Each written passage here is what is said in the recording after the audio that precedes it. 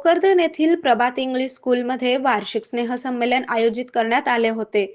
कार्यक्रमाची सुरुवात देवाश्री गणेशाच्या गाण्यापासून केली. त्यानंतर पुलवामा हल्ला 14 फेब्रुवारी 2019 मध्ये झाला होता. पुलवामा हल्ल्याला 7 वर्षे पूर्ण झाली आहेत. 14 फेब्रुवारी 2019 हा दिवस भारताच्या इतिहासातील एक काळा दिवस मानला जातो. 40 सीआरपीएफ जवान शहीद झाले. त्याचे सादरीकरण रविवारी प्रभात इंग्लिश स्कूलमध्ये ड्रामाच्या माध्यमातून दाखवण्यात आले. त्याचबरोबर स्त्री बलात्कार विरोधी जनजागृती, सोशल मीडियाचे दुष्परिणाम आदी सादरीकरणांनी विद्यार्थ्यांनी प्रेक्षकांची मने जिंकली. विद्यार्थ्यांनी लावणी, भरतनाट्यम, फ्युजन डान्स, एकांकिका आणि रंगभूमी कलाकृती सादर करून प्रेक्षकांना मंत्रमुग्ध केले.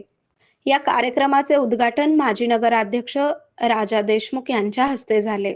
अध्यक्ष म्हणून प्रभात इंग्लिश स्कूलचे अध्यक्ष राहुल देशमुख, तर प्रमुख अतिथी म्हणून उद्योगपती माहूद शेठ डोबाळ, नगरसेवक रमेश जाधव, जहीर कुरेशी, दीपक मोरे, राजू सहाणे, रामदास पाथरे, माजी उपनगराध्यक्ष इरफान सिद्दीकी, शेख रिजवान, संतोष अन्नदाते, सुरेश तळेकर, शिवजन्मोत्सवचे अध्यक्ष विजय जंजाळ, रामचंद्र गायके, सलीम शेख, करीम लाला, सामाजिक कार्यकर्ते दिनेश पडोळ, विकास जाधव आदींची उपस्थिती होती.